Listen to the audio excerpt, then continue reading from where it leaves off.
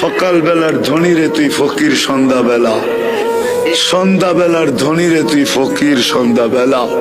নদীর এপার বাঙ্গে ওপার গড়ে এই তো নদীর খেলা। ধন তো আল্লাহ দেয়, ধন তো আল্লাহ দেয়। আল্লাহ